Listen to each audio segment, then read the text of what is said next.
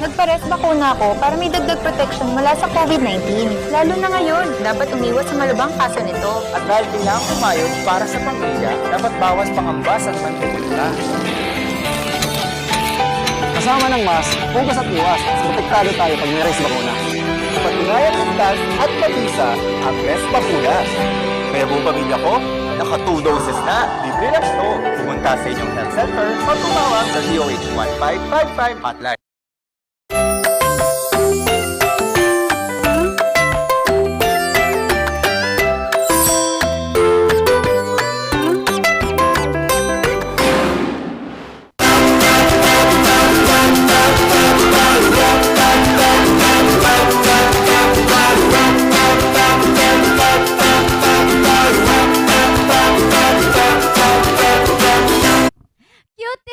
Cute Thursday mga kabalitaktakan! Nako, pang-apat na araw na magkakasama tayo ngayong linggo. Isang araw na lang, bukas na lang, Biyernes na ulit. At andito pa rin ang nag-iisang Minion Odora in the house, Randy Guzman. Yan, makakasama nyo naman sa Talakan at Tawanan Charles Limon. At hindi makukumpleto ang ating dynamic trio kung wala ang ilaw. At pinanindigan niya talagang ilaw siya ngayong umaga. Ma'am Sheki. Tigilan nyo na ako dyan sa kakailaw na yan. Kakulitan, katsikahan. Ma'am Shishegi talaga. Magandang umaga. And mag-Ilocano sana ako. Pero sasabihin na naman ni Ren, nakaslangahan ko kano nga bagay ng Ilocano. Ngam na imbang agsapa. Kadagitik amin. O, di ba? Hindi ko natuloy alam. Kada kayo amin. Kada kayo amin yan. And scan those digiboxes. Either you're using a digital smart TV or a free TV, mahanap nyo kami sa Highland TV channel. And just a friendly reminder that the channel number varies on your location. Kaya scan lang ng scan so that you can vibe with us every morning. Kaya naman po, no, live din po kaming nasi-stream sa RNG Luzon. That is our Facebook channel and also our YouTube channel still. RNG Luzon para naman po sa mga updates, sa mga pictures, travels po namin. Meron po kaming Instagram account, RNG Luzon pa rin. And kung gusto nyo pong makichika or idulong ang inyong mga saloobin, i-tweet nyo lamang po kami sa RNG Luzon. Yan, kaya maging updated sa iba't ibang mga channels namin para updated din kayo. Speaking of being updated, atin munang alamin ang latest weather update ngayong March 3, 2020.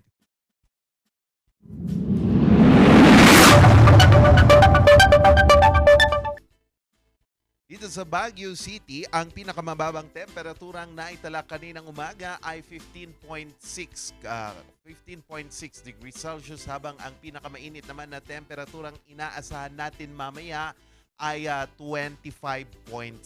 Ang araw ay sumikat kaninang 6:12 in the morning at inaasahan itong lulubog mamayang alas 6:04 ng hapon. And hindi lulubog ang dynamic trio nyo kada umaga kasi kasama nyo kami swak sa inyong agahan. And just now, going to international borders and syempre dito naman sa mga refugees who are coming and finding home here in the Philippines.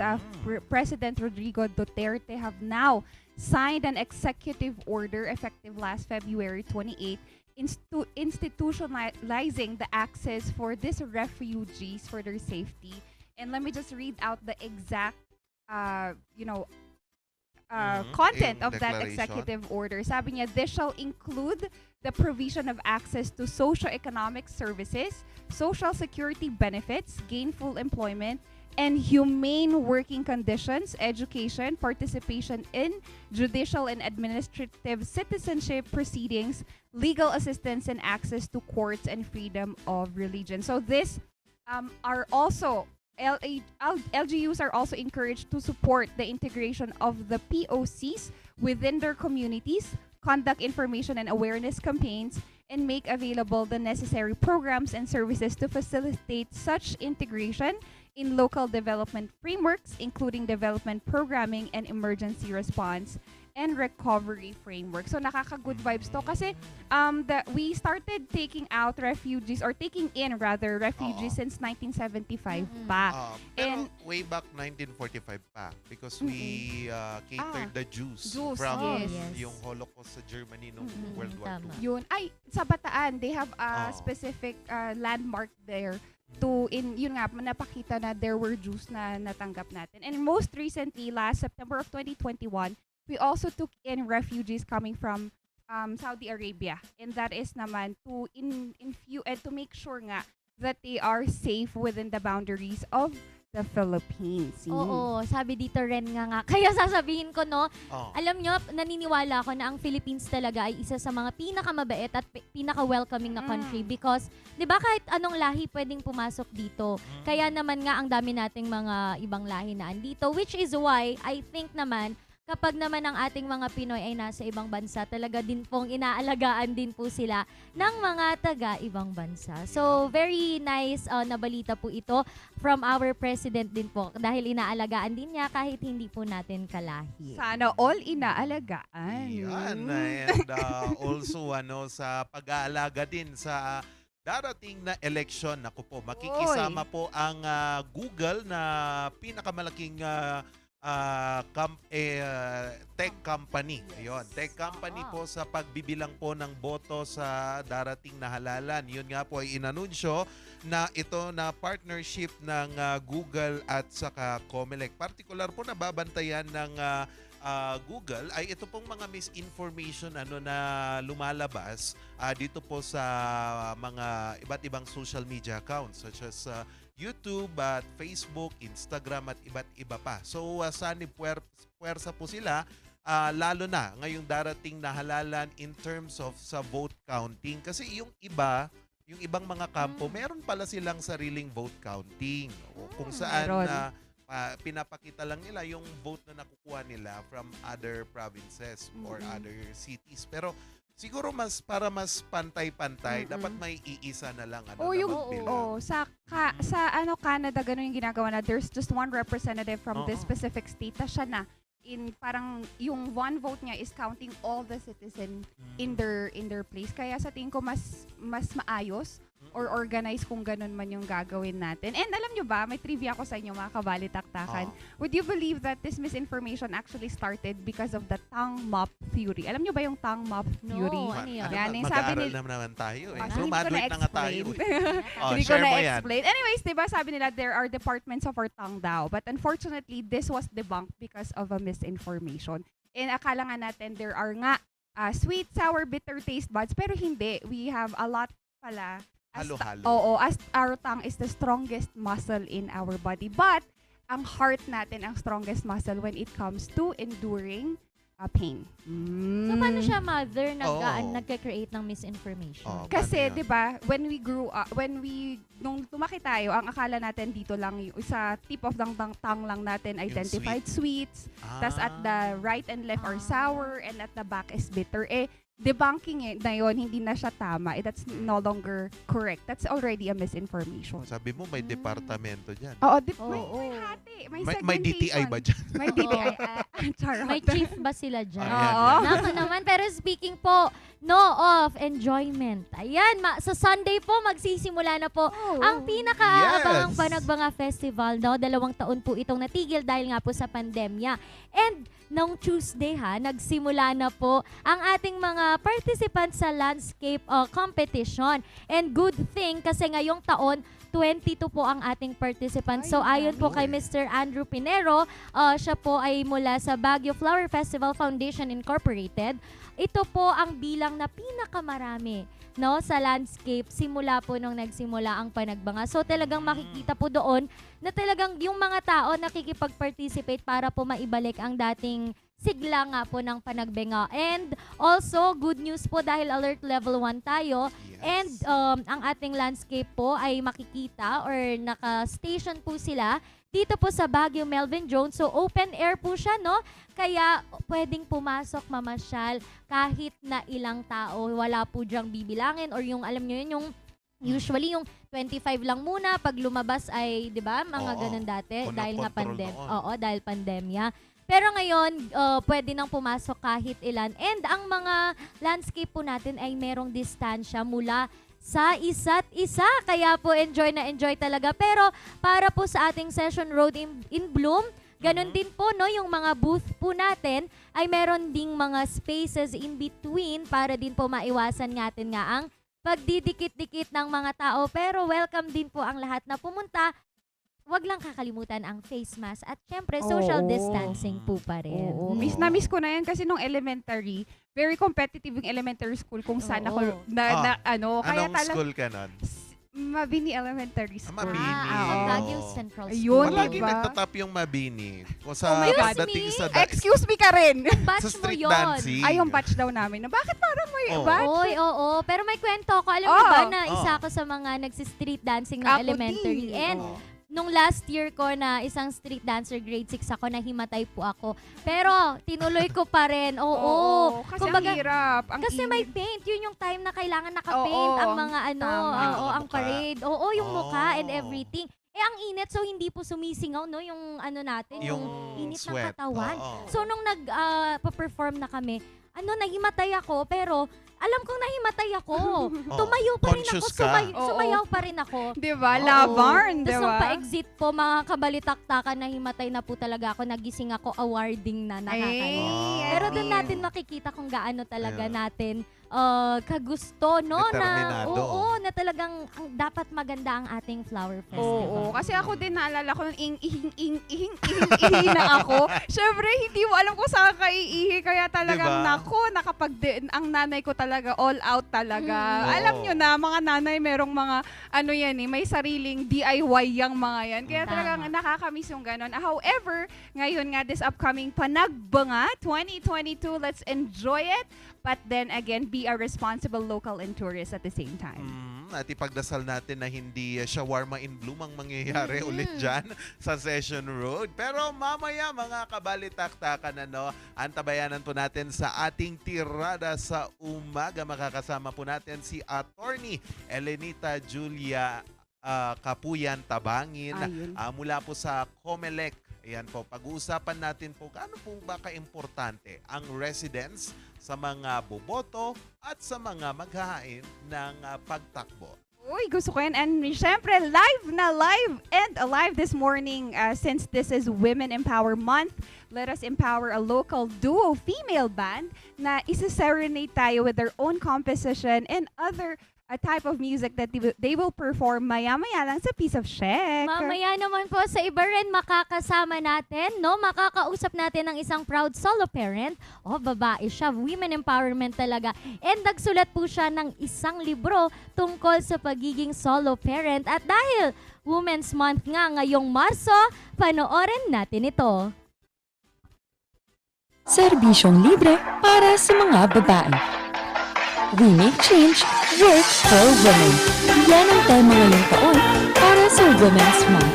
Bilang pakikiisa sa selebrasyon, ang lokal na pamahalaan ng Baguio may mga nakalatag na programa at aktibidad para sa mga kababaihan. Isa na rito ang libreng pap smear sa buong buwan ng Marso. Ayon sa OB-GYN ni sa Dr. Honey Landayan Bilog, ang pap smear ay taunang dapat na ginagawa ng mga babaeng edad 21 pataas.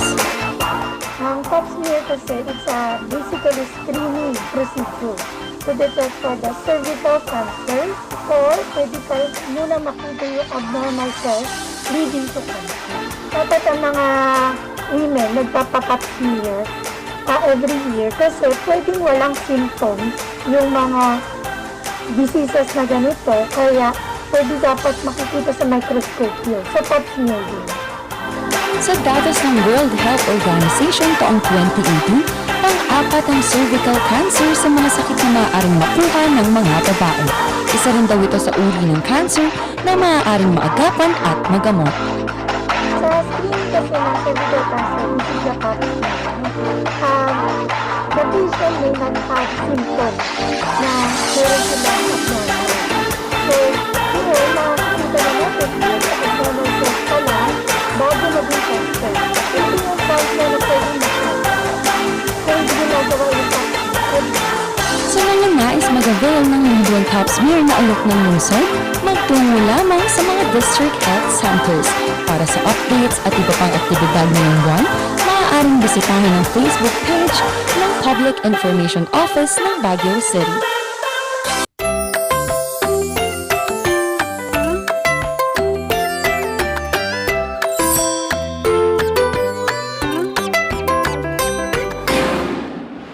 Kapag lumapit o dumantay sa linya ang mga sanga ng puno, maaari itong makaantala sa daloy ng kuryente.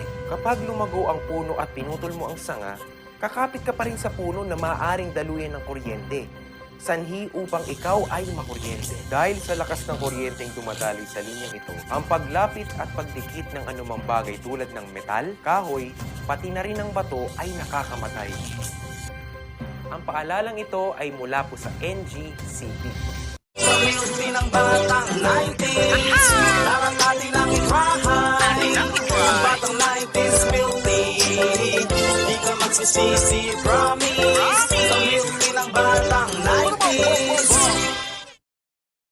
Nakukulangan ka ba sa funds with benefits mo? Di na ba nag-e-enjoy sa kanya? Sa pag-ibig, the more you save, the more you get.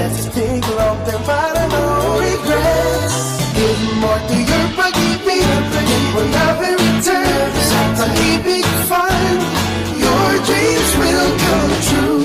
Upgrade your pag-ibig now. Dahil bakunado na kami, wala na kami pangambang makipagkamustahan. Hindi na kami mag-aalala ng bukas ng bahay. Dahil bakunado na kami magkakaibigan, mas enjoy na tuwing magkikita-kita. Salamat sa bakuna, panatag na ako makapagsisimba.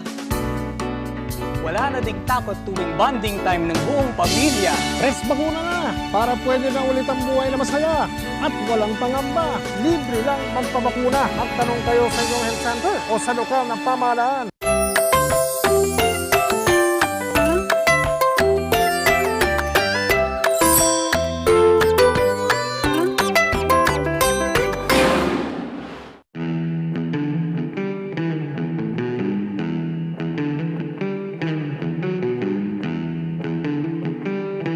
At nagbabalik ang Morning Balitaktakan. Oras mo natin alas 6:51 ng umaga. Gising-gising, bangon-bangon na po ngayong umaga po. Napaka-interesting ang ating pag-uusapan po with attorney Elenita from Comelec. Ito po ang importansya ng residence. Naku, may mga nagtataka sa inyo kung pwede bang bumoto kahit iba yung residence ko pero doon pa rin ako naka-register or pwede ba akong maghain ng mga iba't ibang pagtakbo? Naku, pag-uusapan natin yan ngayong umaga. At makakasama natin ngayon si Attorney Elenita Julia Capuyan Tabangin. Good morning, ma'am. Good morning, Mr. Charles. Good morning po sa lahat ng mga nanonood sa Channel 44 Highland TV and Regional News Group Luzon. Yan, okay po, ma'am. Ma'am, unang katanungan po, let's talk about itong residence. Gaano po ba ka-importante ito para sa mga boboto at sa mga maghahain po ng pagtakbo, ma'am?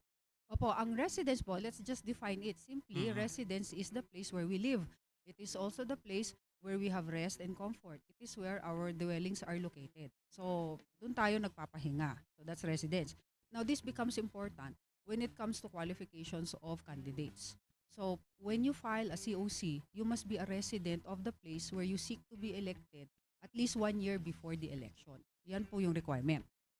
And then, bakit pala merong mga nagko-question na, for example, nung ako yung election officer sa Municipality of Tublay, merong isang official doon who was really elected and then yung nag-asawa siya ng isang national employee, government employee, who lives in La Trinidad. So, he transferred his residence in La Trinidad. So, question ngayon yung kanyang residence, you're no longer a resident of the place. Although the law requires that you should be physically present in the place where you are supposed to govern, yes, that's required. But meron kasi siyang intent to return. That is animus manendi or intent to return to the original domicile. So, i-distinguish po natin yung domicile sa residence. If when you say residence, it is the place where you live. But you can have 2 or more residences at the same time. But when we speak of domicile, that is your domicile of choice and that is permanent. It is the place where when you are absent, you intend to return. So, for example, ako, I am assigned in Kalinga. My residence, my domicile of choice is Baguio City, where I live and where I am assigned as Comelec employee. But since I am temporarily assigned in Kalinga, I am a resident of Kalinga as of now. So domicile ngayon yung residence domicile of choice is Baguio City. Baguio City. Yes. For example, there is a case also, in 1954. Merong case yun eh. Oo. There's this person who ran for office and he won. And he was questioned because he studied in Manila and then he studied in US and then had business in Manila and went to Iloilo and had a business there. Pero nanalo po siya sa kanyang sa place of birth niya kung saan siya dating nakatira. So, question yung kanyang residence. It doesn't matter because yan ang kanyang domicile of choice. So, he has to return. But for purposes of elections, what we require is only residence na you are a resident there in that place. Hindi domicile of choice. Yun po. So, if you are questioning na bakit hindi siya yung umalis na siya pero dati naman siyang ipinanganak dyan, babalik at babalik pa rin siya dyan. So, he is still considered a resident. Okay, so domicile kapag may intent to return. Yes. And also, pagka domicile, yan yung permanente mong lugar na gusto mong balik-balikan talaga. And you reside there permanently. So, merong itong isang kaso about si Imelda Romualdez Marcos versus Comelec, 1995 case. So, nag-register siya sa isang town sa Leyte, which is Tolosa. Pero, ang nilagay niya sa COC niya, resident daw siya ng 6 months lang. So, question yan kasi 1 year Pwede ba dapat. yun? Pwede ba yun? Eh, ano naman siya? Ang tinake into consideration, pero ang sinabi niya, it was a misinterpretation nung kanyang pagkaintindi ng residence. She meant daw na she is a resident for 7 months, at least 6 months or 7 months doon po sa town na yon. Pero talagang ang place of birth niya is Leyte, Tacloban. Tacloban. Yes. So, talaga namang yan ang kanyang domicile. So, sabi ng Supreme Court, the abandonment of residence has not been proven. So, para ma-constitute mo na that person already abandoned his or her residence, there must be requisites. First is, there is a removal of yourself from the place. Second, there is the intent to abandon the original domicile in favor of another. And lastly, some acts which tend to serve the purpose, which corresponds to the purpose of living. For example, ikaw tumatakbo ka for mayor, but suddenly, you like to migrate na lang sa states. So, doon ka na lang magtatrabaho. Nag-alsa balutan ka na, lahat-lahat na yun. O yun na yun, then aalis ka na. You have to change your domicile of choice. So, doon ka na sa US mag-migrate. Ganon yun, permanent. Pero kung residente lang, you can be a resident anywhere. So, pwede kang mag-aral sa Manila, resident ka sa Manila, resident ka rin sa Baguio, and then you can have 2 or more residences, but in the city of Baguio, you have your domicile of choice. Okay po, ma'am.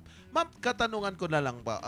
Katanungan ko po, kapag hindi pa na-print yung balota, kasi kapag na-print na, final na yun, wala nang changing. For example, si politiko, gusto niyang magpa-substitute, ayaw na niyang tumakbo. Tapos yung nagsa-substitute sa kanya is wala pang 1 year doon sa lugar na yun na tatakbuhan niya. Pwede kaya yun, ma'am?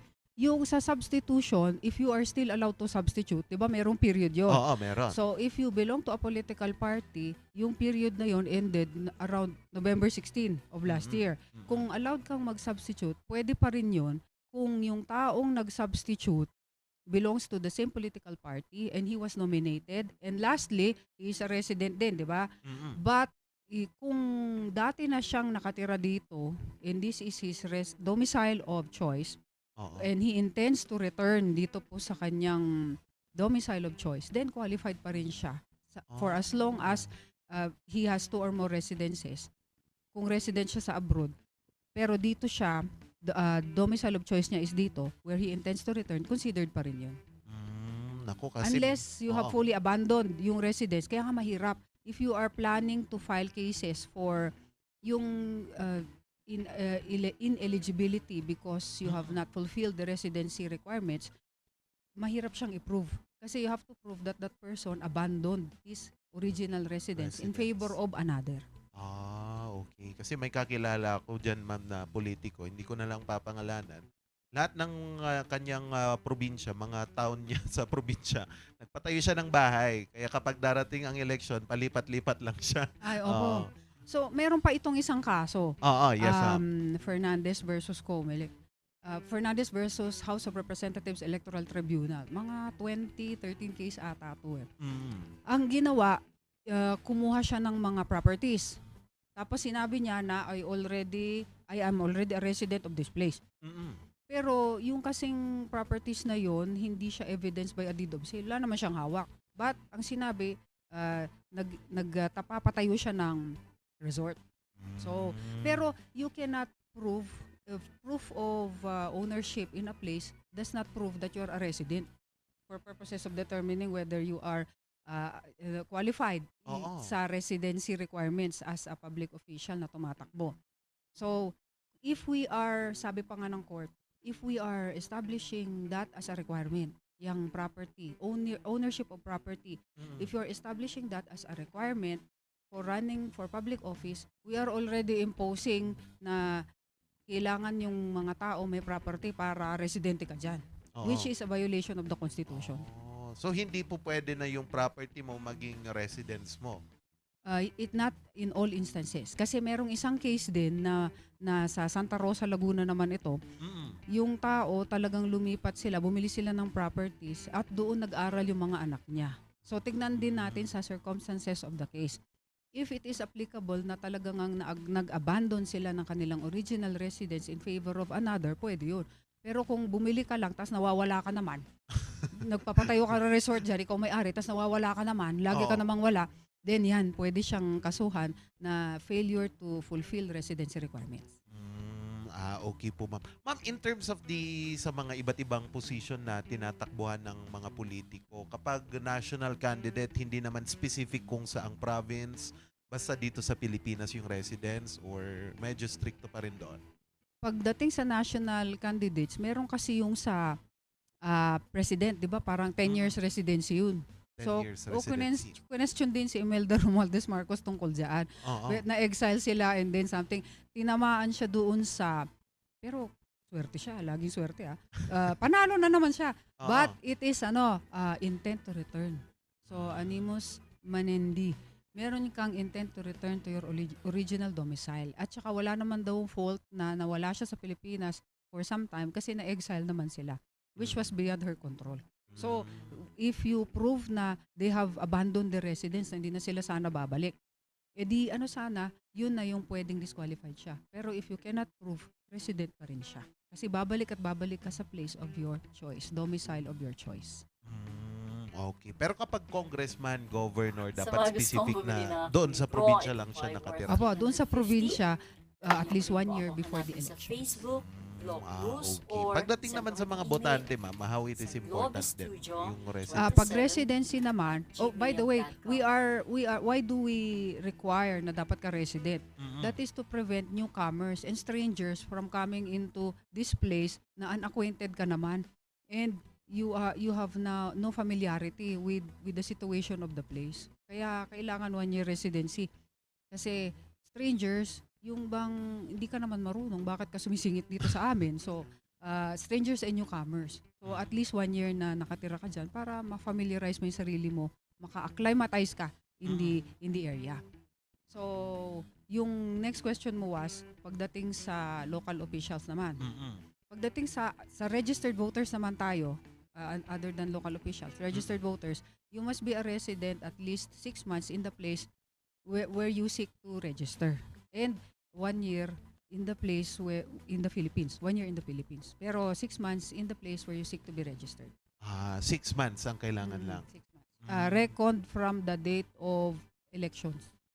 So, pwede din naman i-apply yung kapag lilipat pa lang kami, magpapalipat sana ako ng address, ma'am, para doon na lang po ako boboto. Okay ba yun bago sila lumipat? Bago lilipat, Change address. i-compute naman namin yan kung at least 6 months ka nang nandoon sa place na yon. But kung within the city of Baguio ka lang naman, okay lang yun. Kasi nga, within city of Baguio ka lang, tatransfer lang ako from, for example, Mirador Hill going to Lourdes. Malapit lang naman yun. So, hindi na namin i-consider yan. So, it always depends on the circumstances of the place, circumstances of that person. Okay, oo. Ma'am, may nagtatanong po dito. Can you answer this one? How about the case of Grace Poe wherein na-issue ata yung citizenship niya?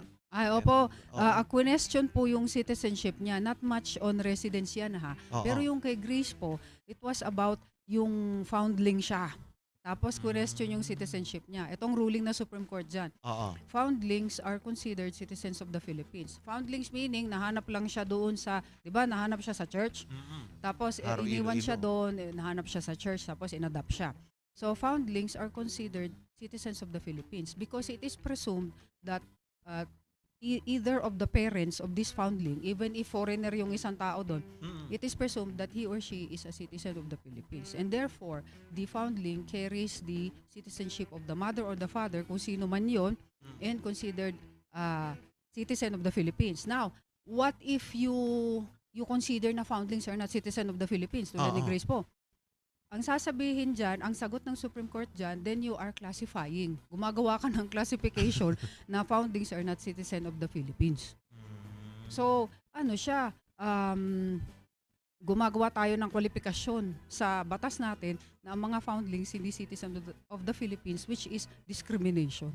Yun ang sabi ng Supreme Court. So, nanalo si Grace po dyan. Ayun, no. Sige, case closed na po yan, no. Wala na, okay. Pero hindi naman siya nanalo president. Ayun lang. Oo. Ma'am, your message na lang sa ating mga kababayan ngayong umaga in terms of the importance ng residence, lalo na po ngayong halalan. Baka malito-lito na naman sila kung saang presinto sila pumupunta eh. Eto po ha, in terms of residence, ang advice ko lang po para sa mga magta-transfer ng kanilang registration, you must be a resident at least 6 months kung saan po kayo pupunta. But yung application natin for registration and transfers will be allowed already after elections, mga July yon, in preparation for the barangay elections in December. So hopefully matutuloy na yon dahil tumatanda na yung mga officials ng SK. And tumatagal na masyado yung mga barangay captains. Pero maganda naman po na magkaroon tayo ng election para mag-work ang democracy. And then also sa mga natin, mga kandidato, reminder lang po ha, ang campaign period natin is March 25 until May 7. So mag-start na po tayo na mag-prepare for that. And habang nagpe-prepare tayo for that, wag nating unahan yung period. Kasi model citizens tayo and model citizens are expected to follow the rules. So good morning po sa inyong lahat. Salamat po. Yan po si Attorney Elenita Julia Kapuyan Tabangin mula po sa Comelec Tabuk na ba, ma'am? Ayan, Comelec Tabuk. Ayan. Mamaya naman po ating antabayanan ang dalawang band duo sa Piece of Shake. Mamaya po yan sa pagbabalik ng Morning Balitaktakan.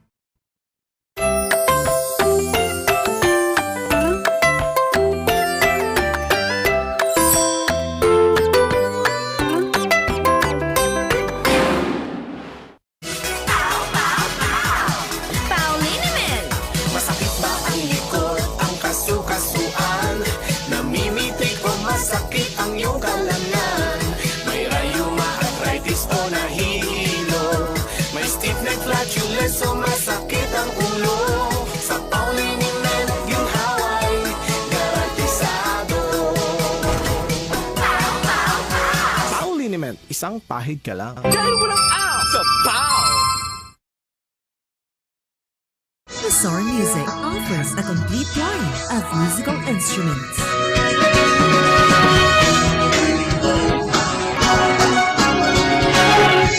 Mazar Music, Baguio's pioneer in online music and art lessons.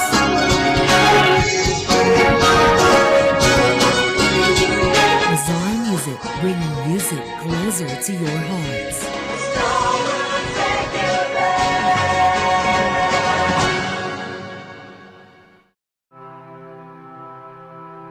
Masarap mangarap para sa iyong pamilya. Si Junior, magiging doktor. Si May, magiging engineer. At si Paolo, magiging sikat na chef. Di ba magandang makita mo silang lumaki? Ang kinabukasan nila, nagsisimula sa araw-araw mong pag-iingat. Magsuot ng helmet.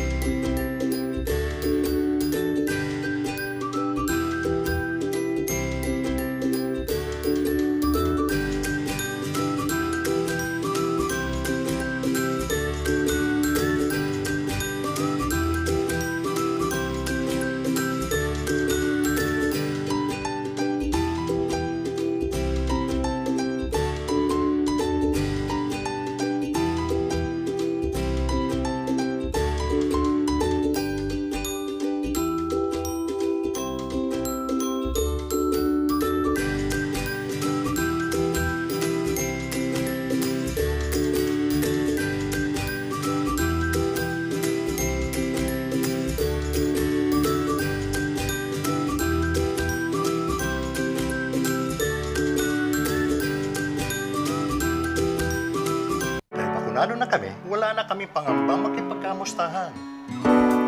Hindi na kami mag-aalala lumabas ng bahay. Dahil bakunado na kami magkakaibigan, mas enjoy na tuwing magkikita-kita. Salamat sa bakuna, panatag na ako makapagsisimba.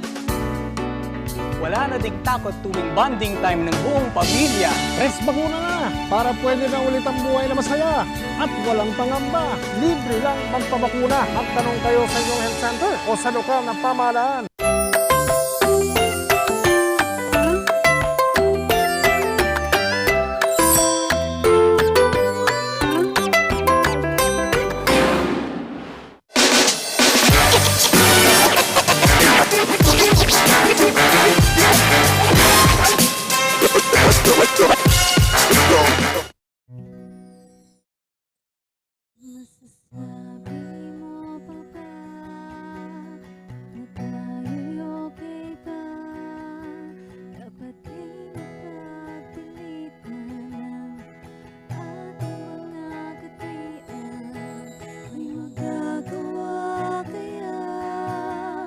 Sa pagpatak ng luha, bakit di magawang iwanan ang pinalikuran kong pintuan? Ngunit ramdam ko ang sakit. Tadhang ipinagkait ng langit.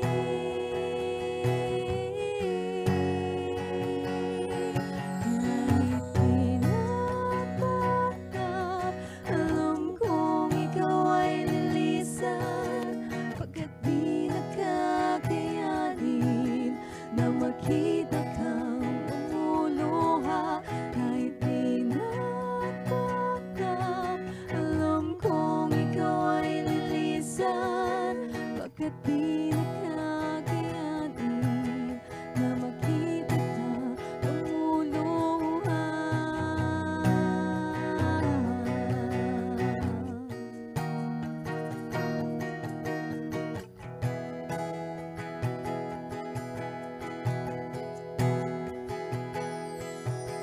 Masasabi ko na nga, natapos na talaga.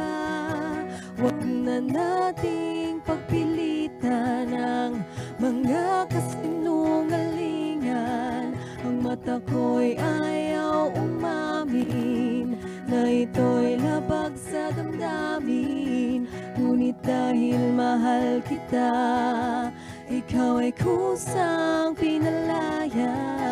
Ngunit ramdam ko ang sakit. Tadhanang ipinagkait ng langit.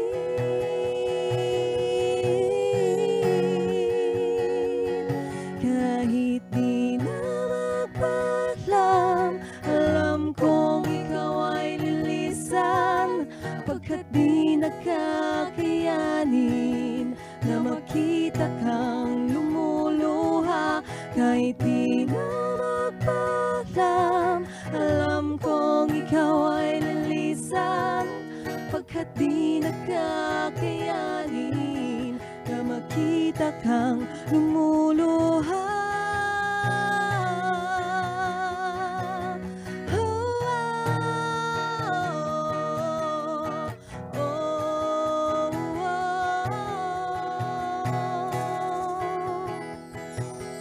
Ngunit ramdam ko ang sakit. Tadhang ipinagkait ng langit.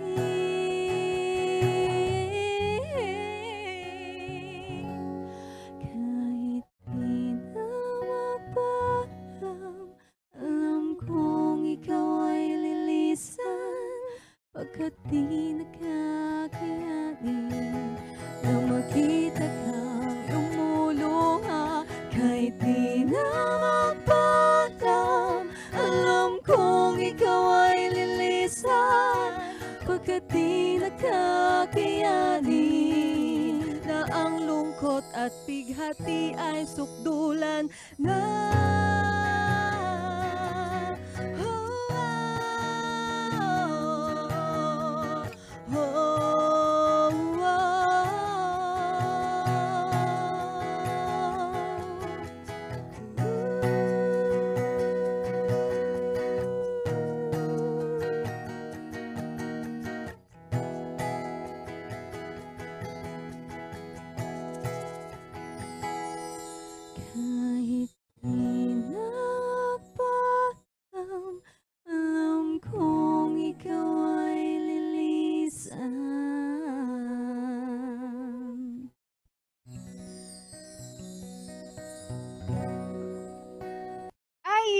it's sending us deep thrills, mga kabalitaktakan. Sino bang hindi mai-in love, di ba? So this morning, we have our local band, Miss Krista and Miss Karen. Good morning, ma'am! Good morning! Ayun, di ba? Ang gaganda ng ngiti. Ang sese ng cameraman namin dito, di ba? But before we start off, Miss Karen, Miss Krista, as individual artists, when did you learn that you can sing and you can play the guitar? Sino ba? Ikaw muna, kasi ikaw panganay. oo nga pala, Ako pala panganay. Ay, ako ata by height.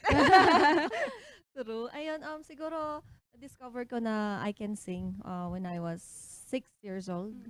Ayan, tapos yung pag-guitar, tinuro sa akin ng daddy ko. Wow.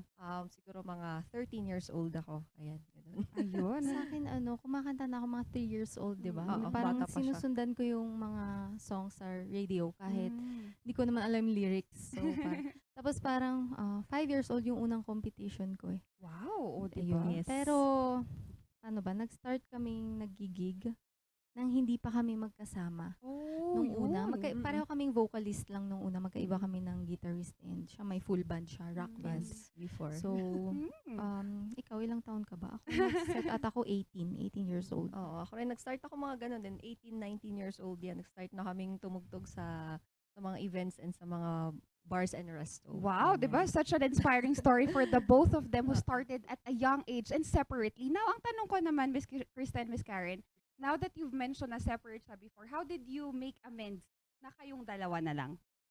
Ayun, magandang story yan.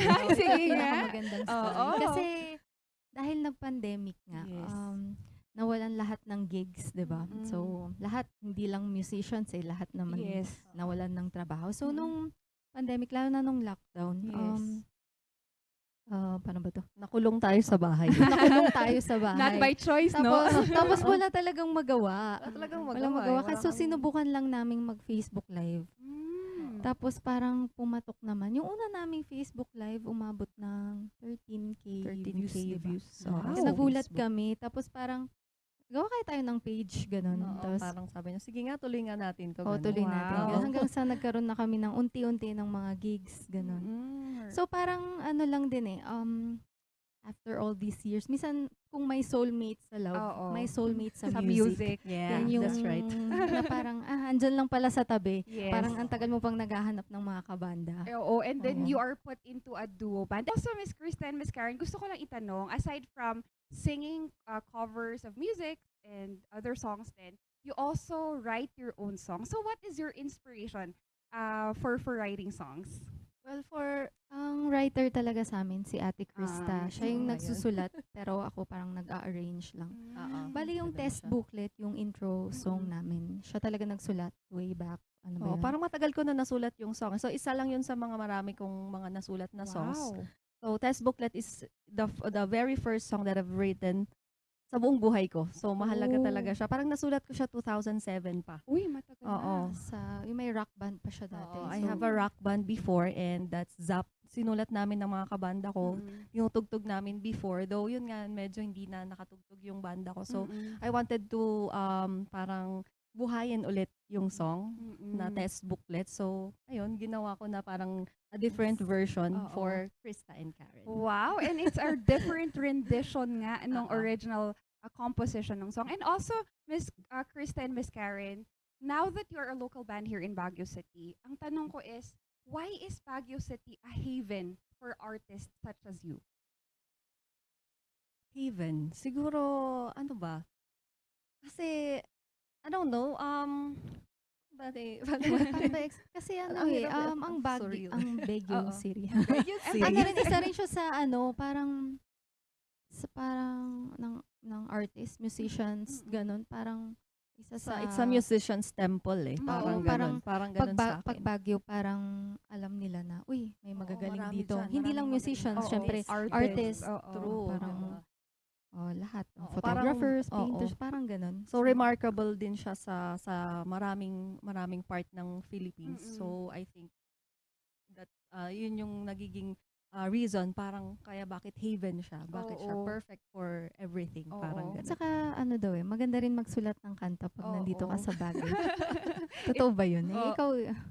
Ewan ko siguro dahil yung feels, dahil siguro the weather, Tapos yung mga time na pag may foggy in the afternoon, in the morning.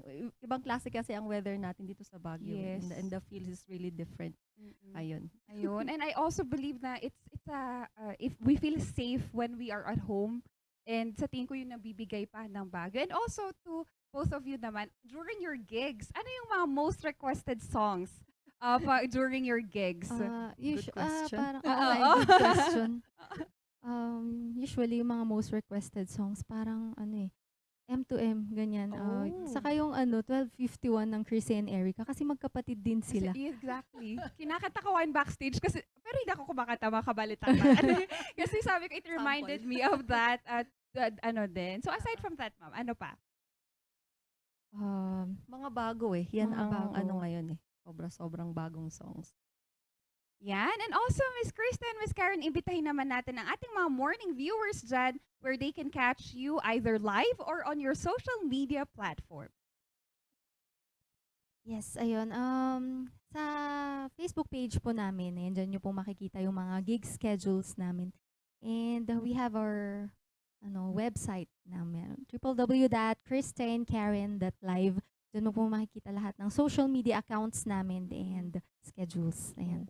And also, Miss Krista, you also have Spotify. Tama ba, ma'am? Yes, we have Spotify and Krista and Karen. You can see our original songs there. If you have time, just visit the artist. Thank you. Wow, diba? Such an amazing soul this morning, mga kabalitaktakan. And I just wanted to say, ma'am, last message po natin to our local bands and also sa mga nanonood sa atin this morning.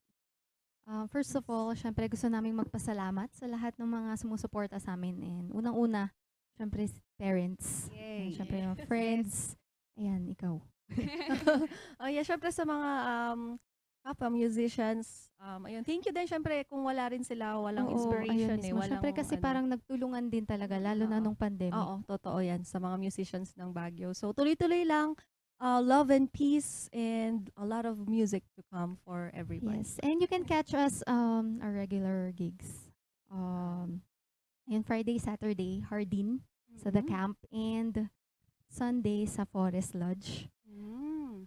And yun. Ayan. So this morning nga talaga, we are just happy and humbled to have with us our local band who's just showing us that everything could be written and could be put into music. So, mga morning balitaktakan dyan, just look at their social media platform, and also, hihingi pa tayo ng isa pang sample of their song in a while. So, magbabalik ang morning balitaktakan.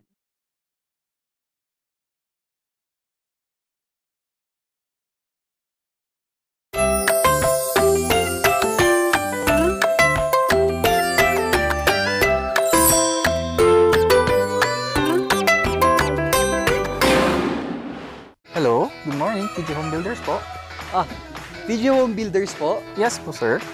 Sir, paano po umorder online ng mga hardware supplies? Yes po, sir. Madali lang naman pong mag-order through our Facebook page po. Punta lang po kayo sa facebook.com/tghomebuilders at i-message nyo na lang po kami doon at meron lang pong sasagot sa inyo. So, meron po tayong indoor, outdoor, tsaka meron din po tayong for kitchen, for bathroom, at mga lightings po. Sir, ang TG Home Builders po ay isang tindahan na nag-offer po ng mga finishing material.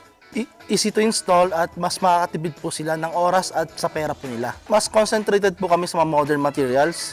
TG Home Builders! We turn houses into homes!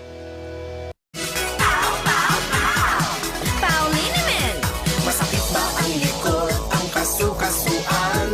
Namimitig o masakit ang iyong kalamnan?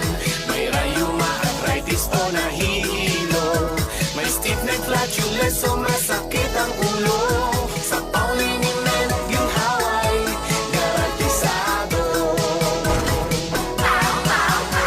Pauliniment, isang pahig ka lang. Galing mo lang out sa POW!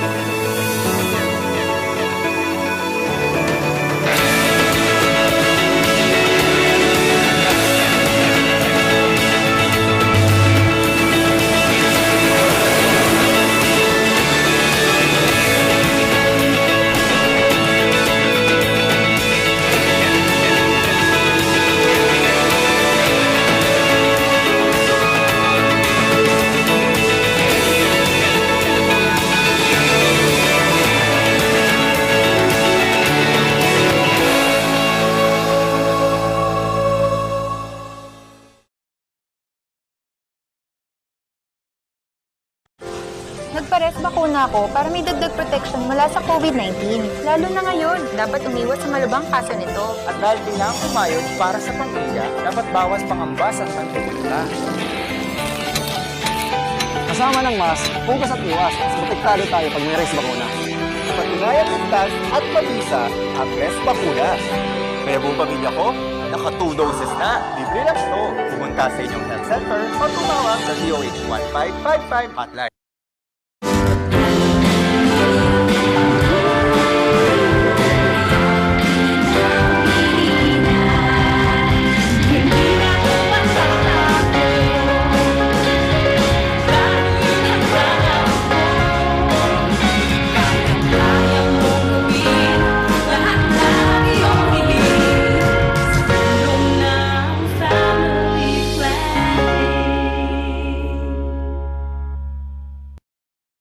Nakukulangan ka ba sa funds with benefits mo?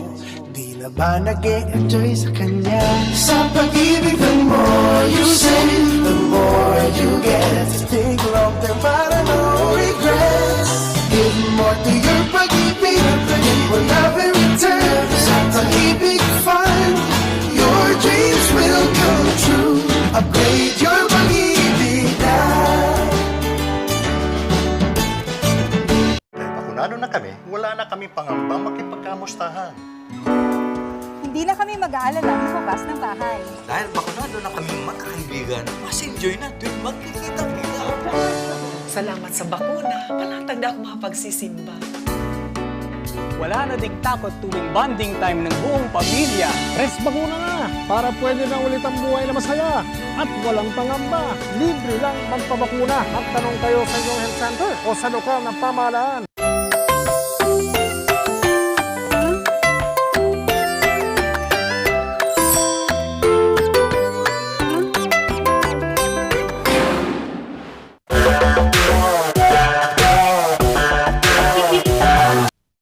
Ayan, nagbabalik po tayo dito sa Ibaren. And dahil Women's Month nga po ngayong Marso, ang makakasama po natin ay isang babae na talaga namang sobrang strong and nagbibigay po ng inspirasyon para po sa lahat. Kasama po natin ngayon dito si Ma'am Gloria Cruz. Ma'am Gloria!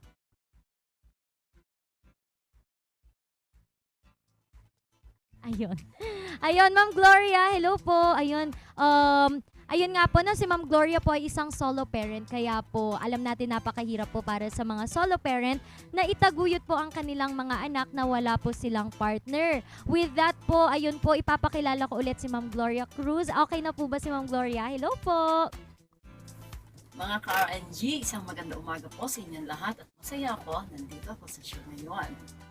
Ayan, Ma'am Gloria, first question po, no? Gaano po kahirap ang maging isang solo parent?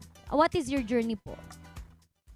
Ang journey po ng isang solo parent ay tunay na napakahirap at napaka-challenging. Ngunit salamat po sa tulong ng Diyos, pamilya at kaibigan. Lahat ito ay aking napagtagumpayan. So, Ma'am, paano mo po ito ginamit, no? Para maging isang great parent, maging isang great na babae? Katulad ng mga ibang solo parent, isa sa mga challenges na napakahirap ng mga panahon yun ay kung paano pagsabayin ang isang pagiging mama at empleyado. Habang ako'y nasa work, iniisip ko yung mga anak ko, kung kumain na ba sila, nakasagot na ba sila ng mga assignments nila. Ngunit salamat sa aking mga boardmate mga panahon yun dahil sila ang umaalalay sa kanila sa paggawa ng kanilang mga homework. Ganun din naman ang aking mga magulang, siyang laging nandiyan at sumusuporta sa akin. Ang ibang mga challenges po ay makikita nyo sa akin. Ma'am, sa dami po ng mga challenges po, no, ng isang solo parent, was there a time po na nasabi mo sa sarili mo na nag-fail ka bilang isang magulang or nanay? Failure as a mom? Opo, naramdaman ko din po yun. Ang sakit po sa akin bilang isang ina na hindi mapag-aral ang aking mga anak. Noong mga panahon yun, nagka-college na yung aking dalawang dalaga, ngunit wala rin akong trabaho. Kaya pansamantala, napakita sila sa pag-aaral nila. Yun po ang isang consider ko na failure on my end as a mother. Ma'am, nabalitaan ko po, meron ka daw pong isang sinulat na libro specifically for solo parents and sa mga pinagdadaanan po ng mga solo parents. What was the inspiration po, ma'am? And how do you think does this book help solo parents like you? Ang inspirasyon ko po sa pagsulat ng aking librong ito na pinamagatang kong 7 Gems I Cultivated as a Solo Parent ay para magbigay ng encouragement sa mga katulad kong solo parent at maging sa mga taong sa kasalukuyan ay nagkakaroon at dumadanas ng mga problemang sa palagay nila ay napakalaki o kabundok. Mga kaibigan, mga kapatid, kayanin niyo po yan dahil po kung ako nalampasan ko yung mga yon, alam ko malalampasan nyo rin dahil sa tulong at gabay ng ating poong may kapal, dahil sa aking mapagmahal at supportive family, at dahil din po sa mga makatotoong mga kaibigan. Kung sila po ay nasa paligid natin, kaibigan, huwag kang mag-alala, malalampasin mo rin yan. Salamat po at encourage ko po kayo na basahin po ang aking libro dahil marami po kayong malalaman at mababasa tungkol sa mga detalye ng aking pagtatagumpay. Salamat. Ayun, ma'am, no, I believe and I know na talagang worthy to read itong book po na ito na talaga pong makakatulong po sa ating mga solo parent na nagsa-struggle po, hindi lang po financially sa pagtatrabaho, pero pati emotionally. Kasi napakahirap naman po talaga na wala kang kasamang magpalaki ng iyong mga anak. Ma'am, saan at magkano po namin mabibili ang napakagandang libro na iyong ginawa?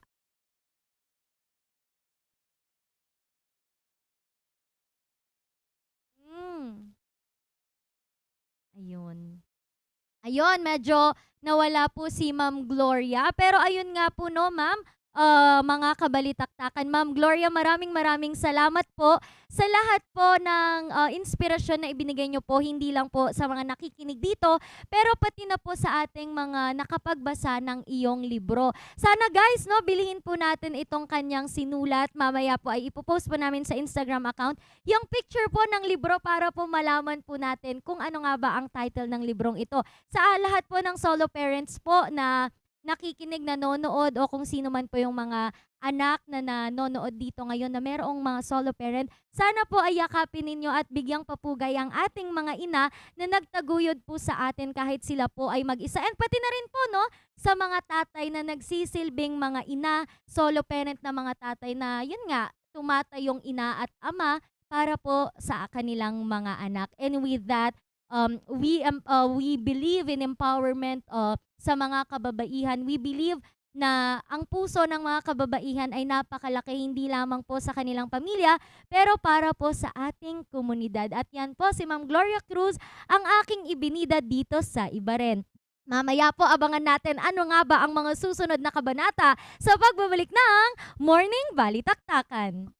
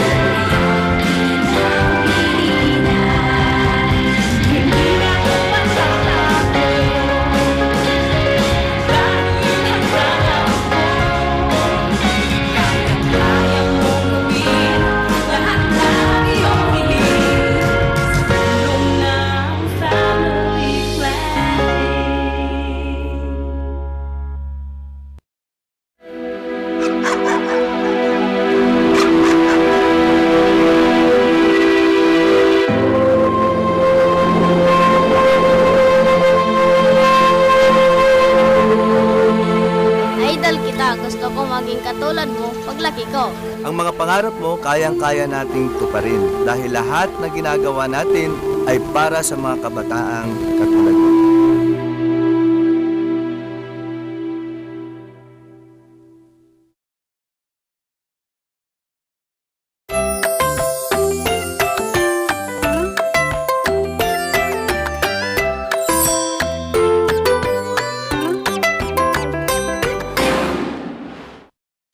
Para sa mga Generation Z o Gen Z, hindi na lang mobile o digital photography ang hobby. Kanila rin kinawiwilihan ang old school film photography. Si Rika, isa sa mga nahilig dito. So, I started film photography in the middle of the pandemic, September 2021. So, very recent lang. Yung story behind it was, before ko pa talaga gusto mag-film, pero marami kasi akong ginagawa dati. Like, yung busy life sa Manila, hindi ko kayang i-keep up sa pagde-develop and scan ng film. So, nung September, naghahanap ako ng bagong hobby kasi sobrang, ewan ko, parang empty yung feeling. One time, nagsascroll lang ako sa Instagram, nasa feed ko yung, hindi ko sure kung sino, pero nag-film photography din sila. Sabi ko, why not try film? So, ayun, dun na spark up ulit yung kagustuhan kong itry yung film. Si Thea rin, na kaibigan ni Rika, naging hobby rin ito ngayong may pandemya. Magpo-post ka, sobrang supportive niya. Parang, ang ganda naman yan. Anong film na lang yan? Anong exposure para? Anong shutter speed yan? So then, sa mga simple questions na yun, parang nagkaka-connection. Tapos parang simula doon, nagtuturuan na kayo sa isa't isa. Ang film photography o kilala rin bilang analog photography ay isang estilo ng fotografiya na sa halip na memory card ay ginagamitan ng film. Nauso ito noong 90s at 2000s, ngunit agad nang ibabaw ang imbensyon ng instant camera tulad ng Polaroid, kung saan agad makukuha ang printed copy ilang segundo matapos mag-picture. Ayon sa psychologist na si England Castro, ang revival ng film photography ay posibleng dulot ng pagkabagot ng kabataan sa loob ng bahay. Anya, habang naka-isolate, naghahanap tayo ng mapaglilibangan o mapaglalaanan ng oras. Siguro ngayon, naging patok siya ulit kasi ngayon nga, nasa pandemic tayo, tapos we're looking for hobbies, new things to explore. So feeling ko, kasi sa mga dahilan kung bakit maraming nahumaling doon na interesting pala. Tapos may mga ano rin kasi, may mga artista ganyan na nag-film din. So parang, parang siguro nakikikaya din nila sila nag-film. Dagdag pa niya, sa tulong ng internet, nakakabuo tayo ng koneksyon sa mga ibang kapwa film photography enthusiasts.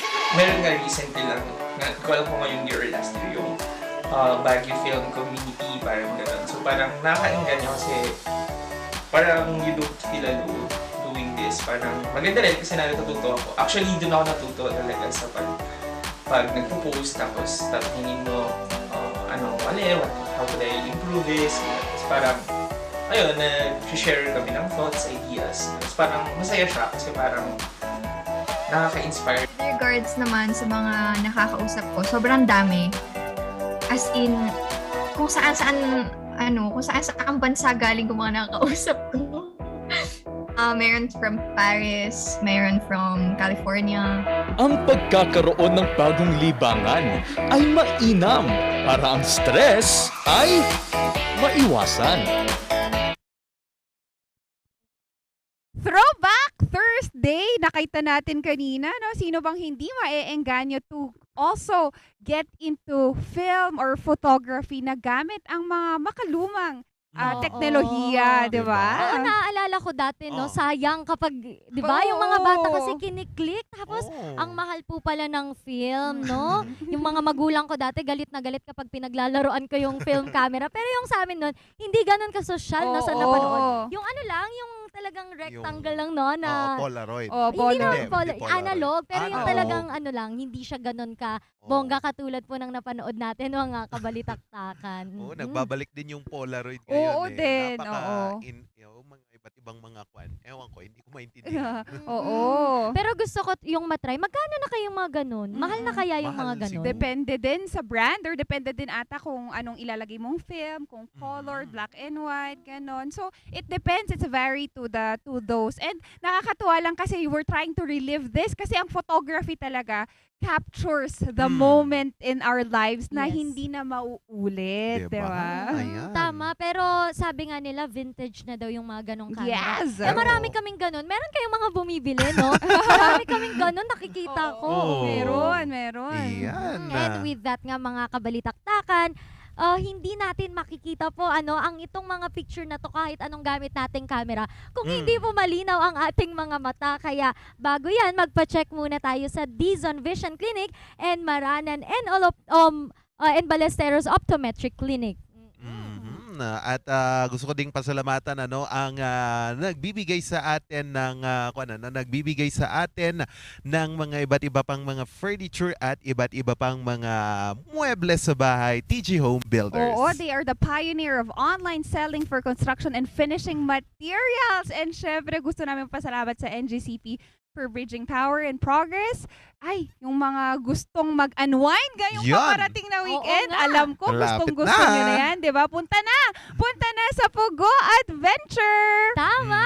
At syempre, kung naiinitan kayo kahit na ang lamig-lamig dito sa Baguio, ma-freshen up din kayo sa Batang 90s. At kung gusto nyong matuto ng mga musical instruments, punta lang kayo sa Muzar. Yan! Pantanggal ng stress hatid sa atin ng mga liniments at kanilang food supplement kasi ano na nga ba yun? Wala nang sapaw!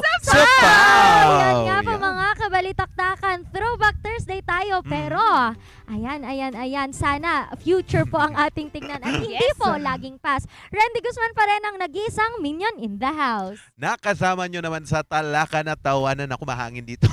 Charles Limon! Katsikahan at kakulitan ng nag-iisang ilaw ng tahanan, Ma'am Shisheki. At para tapusin po ang araw na ito, haharanahin ulit tayo ng dalawang magandang dilag kanina na sina Ma'am Karen and Krista. Happy Thursday!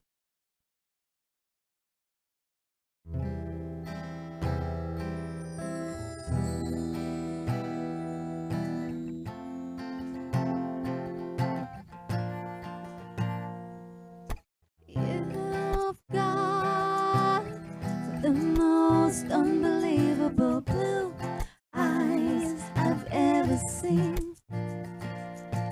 You've got me almost melted away as we lay there under a blue sky with blue white stars, exotic sweetness, a magical time. Say it again. I love you always, forever, near or far, closer together, everywhere. I will be with you, everything I will do for you. I love you always, forever, near or far, closer together, everywhere. I will be with you, everything I will do for you. Say you love me forever, never stop, never, whatever, near and far, and always in every way and every. Say you love me forever, never stop, never, whatever, near and far, and always in every way and every. Say you love me forever, never stop, never, whatever, near and far, and always in every way and every. Say you love me forever, never stop, never, whatever, near and far, and always in every way and everything.